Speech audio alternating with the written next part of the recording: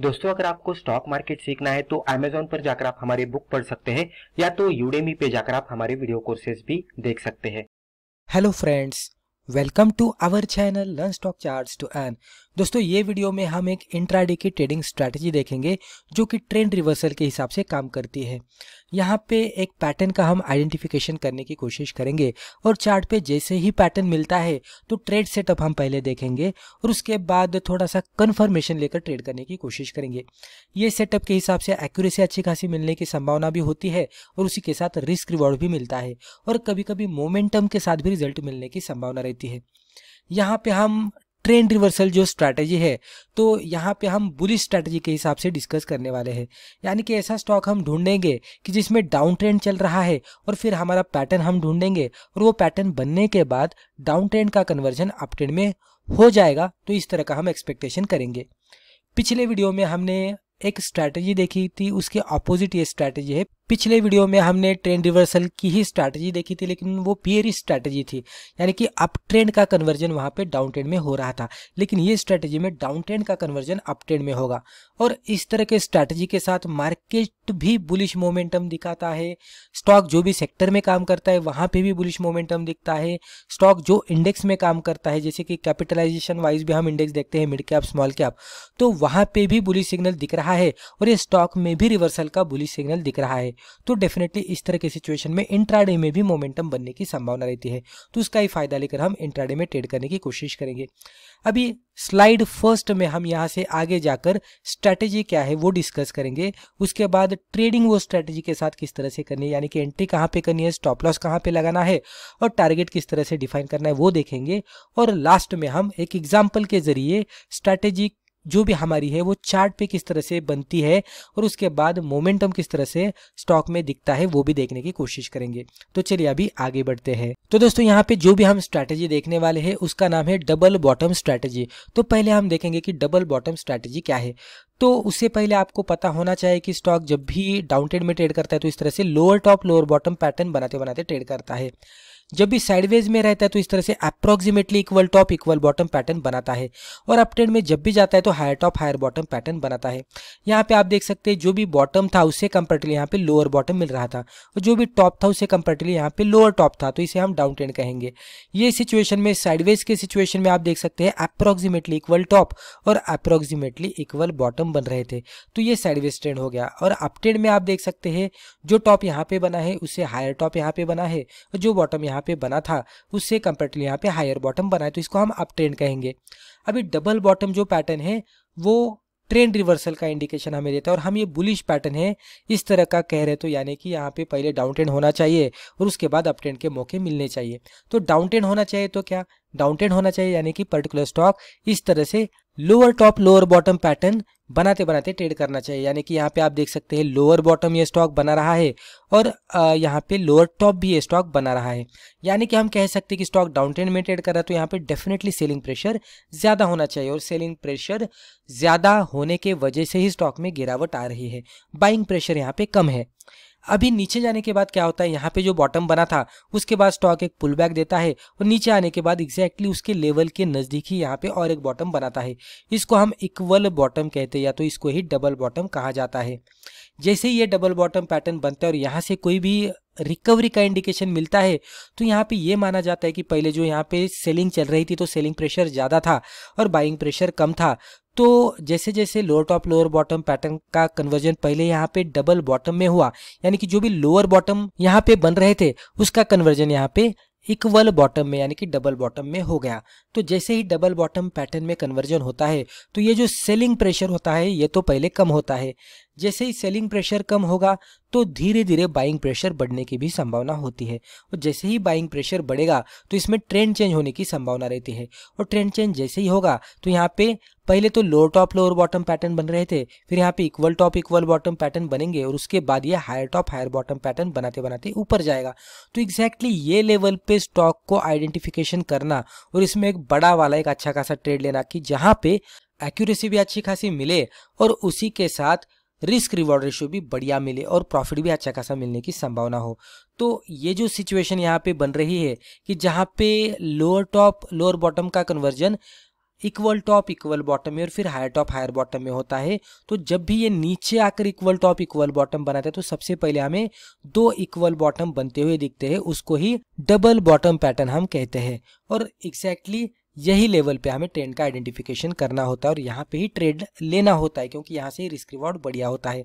तो मुझे लगता है कि यहाँ तक आपको समझ में आया होगा कि डबल बॉटम क्या होता है और डबल बॉटम स्ट्रैटेजी क्या है। अभी अगले स्लाइड में हम देखेंगे कि ये स्ट्रैटेजी के साथ ट्रेड किस तरह से किया जाता है। अब हम देखेंगे हाउ टू ट्रेड। अब ये जो स्ट्रैटेजी हमने देखी, तो ये स्ट्रैटेजी के साथ ट्रेड किस तरह से किया जाता है वो हम समझ लेने की कोशिश करेंगे। तो जैसे कि मैंने कहा कि पहले lower top lower bottom pattern बनते हैं और उसका कन्वर्जन पहले हमें डबल बॉटम में होता हुआ दिखता है। तो यहाँ पे इस तरह से ये डबल बॉटम स्टॉक ने बना दिया। जब भी ये डबल बॉटम बनाता है ना, तो यहाँ पे एक बुलिश कैंडलस्टिक का हमें आइडेंटिफिकेशन करना है, जो कि एक अच्छी खासी ग्रीन कैंडलस्टिक होनी चाहिए और एग्जैक्टली ये जो डबल बॉटम का सपोर्ट है वहां पे होनी चाहिए। जैसे ही हमें कोई भी बुलिश कैंडलस्टिक ये लेवल पे मिलती है तो इसके हाई के ऊपर हमें एंट्री करनी है, लो के नीचे स्टॉप लॉस लगाना है और रिस्क रिवॉर्ड रेशियो 1:2 मिलना चाहिए, वहां तक हमें होल्ड करना है, वो हमारा टारगेट है। अगर ट्रेंड रिवर्सल बनता है तो इमीडिएट बेसिस पे इसमें मोमेंटम बनेगा और कुछ ही समय में हमारा टारगेट भी हिट होता हुआ दिखेगा। तो ये स्ट्रेटजी है। पहले तो हमें डाउन ट्रेंड का स्टॉक ढूंढना है जो कि lower top lower bottom pattern बना रहा है और वो स्टॉक पे नजर रखनी है कि वो कहाँ पे इक्वल बॉटम बनाता है, उसको हम डबल बॉटम कहेंगे। और सेकेंड बॉटम पे हम बुलिश कैंडलस्टिक का इंतजार करेंगे। जैसे ही बुलिश कैंडलस्टिक बनेगी उसके हाई के ऊपर एंट्री, लो के नीचे स्टॉप लॉस और रिस्क रिवॉर्ड रेशियो 1:2 के हिसाब से हमारा टारगेट होना चाहिए। तो इस तरह से हम ट्रेड करने की कोशिश करेंगे। तो सिंपल सी स्ट्रेटजी है। यहाँ पे मेहनत हमें खाली स्टॉक ढूंढने में लगती है, लेकिन जैसे ही स्टॉक मिलेगा तो आसानी से हमें ट्रेड सेटअप मिलता है जहाँ पे रिस्क रिवॉर्ड भी मिलता है और इस तरह के चार्ट सेटअप पे एक्यूरेसी भी मिलने की संभावना होती है। तो एक्यूरेसी मिल रही है, रिस्क रिवॉर्ड मिल रहा है और चांसेस ऑफ सक्सेस भी यहाँ पे हाई है, क्योंकि डबल टॉप डबल बॉटम जो पैटर्न के स्ट्रैटेजी बहुत ही अच्छी तरह से एक्यूरेसी के साथ वर्कआउट होते हैं। लेकिन यहाँ पे थोड़ा स्टॉक को ढूंढना पड़ता है, पैटर्न यहाँ पे बनने का इंतजार करना पड़ता है और जैसे ये पैटर्न हमें मिलेगा तो जिस तरह से स्नाइपर शॉट रहता है तो उस तरह का शॉट यहाँ पे मिलने की संभावना रहती है, यानी कि एक बढ़िया ट्रेड हमें मिलने की संभावना रहती है। तो यहाँ पे मुझे लगता है कि आपको समझ में आया होगा कि ट्रेड किस तरह से लेना चाहिए। अभी आगे जाकर हम एग्जाम्पल के जरिए सेम समझते हैं कि चार्ट पे ये किस तरह से बनता है, उसके बाद मोमेंटम भी किस तरह से बनता है। अब दोस्तों यहाँ पे स्ट्रैटेजी का हम एग्जाम्पल देखेंगे। तो स्टॉक हमने लिया है कोलगेट पामोलिव लिमिटेड का, जिसका हमने 5 मिनट का कैंडलस्टिक चार्ट ओपन किया है। यहाँ पे वो स्ट्रैटेजी को हम अप्लाई करने की कोशिश करेंगे। आप देख सकते हैं पहले स्टॉक निचले साइड में जा रहा था, पूरी तरह से इसमें फॉल आ रहा था। अब ये 5 मिनट का चार्ट है तो आपको ये ज़्यादा फॉल दिखेगा, क्योंकि ये बहुत ही ज़्यादा बेरिश था और कंटिन्यूस बेसिस पे बेरिश कैंडल बनाते बनाते स्टॉक नीचे आया। नीचे आने के बाद एक लेवल पे स्टॉक ने सपोर्ट लिया। सपोर्ट लेने के बाद हमने जो भी स्टॉक लेवल पे सपोर्ट लेकर रिकवर हुआ है वो लेवल को मार्कआउट किया और इस तरह से एक हॉरिजॉन्टल ट्रेंड लाइन पहले से ही मार्कआउट करके रखी। उसके बाद स्टॉक इस तरह से ऊपर नीचे करते करते फिर से एक बार नीचे आया और ये जो सपोर्ट हमने मार्कआउट किया था उसको फिर से हिट किया। अब यहाँ पे फर्स्ट टाइम स्टॉक ने वो लेवल पे हिट किया था, ये फर्स्ट बॉटम हो गया और यहाँ पे फिर सेकेंड टाइम स्टॉक ने वही बॉटम को हिट किया, इसको हमने डबल बॉटम कहा। जैसे ही डबल बॉटम बनता है तो डबल बॉटम पे हमें बुलिश कैंडलस्टिक का इंतजार करना चाहिए। हालांकि ये बेरिश कैंडल ने ही हमें बॉटम बनने के संकेत दिए थे, लेकिन ये लेवल पे हम ट्रेड नहीं करेंगे, बुलिश कैंडलस्टिक का हम इंतजार करेंगे।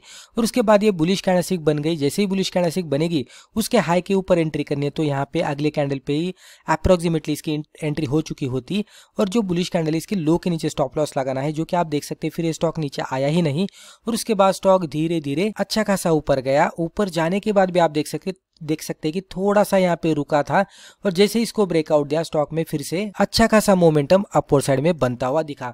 तो आप देख सकते हैं कि यहाँ पे स्टॉप लॉस कितना है और टारगेट कितना मिल रहा है।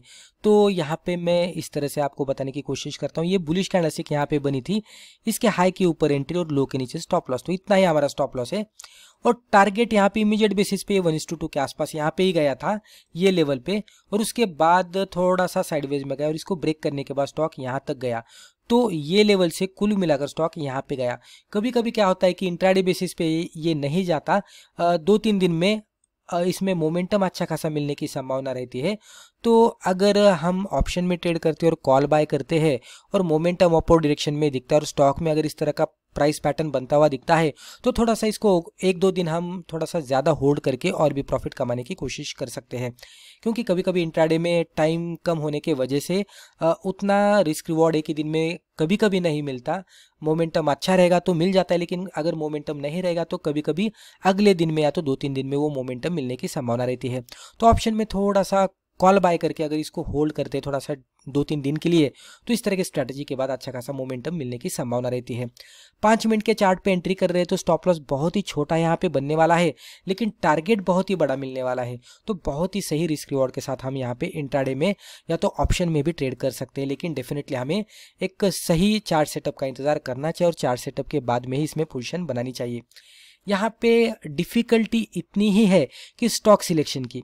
अभी बहुत सारे स्क्रीनर्स मिलते हैं, स्कैनर्स का इस्तेमाल करके आप स्टॉक सिलेक्शन कर सकते हैं, जैसे कि टॉप गेनर्स रहेंगे, टॉप लूजर्स रहेंगे। तो अलग अलग जो भी स्टॉक्स रहते हैं जो कि स्कैनर के हिसाब से आप के सामने निकल कर आते हैं, उसके साथ भी आप ट्रेडिंग कर सकते हैं। लेकिन ये जो पैटर्न रहता है तो ये थोड़ा डिफ़िकल्ट रहता है इस तरह के स्टॉक ढूंढने में, लेकिन जैसे ही ये पैटर्न मिलता है तो इसकी एक्यूरेसी बहुत ही बढ़िया होती है। तो आप कुछ स्टॉक आपके वॉच लिस्ट में ऐड करके रख लीजिएगा, जो कि आपको इंट्राडे में ट्रेड करना है, या तो ऑप्शन के हिसाब से आप पहले से इसको सॉर्ट आउट करके रख लीजिएगा वॉच लिस्ट में, और इसको देखते बैठिएगा कि ये कब ये आगे जाकर पैटर्न बनाते हैं।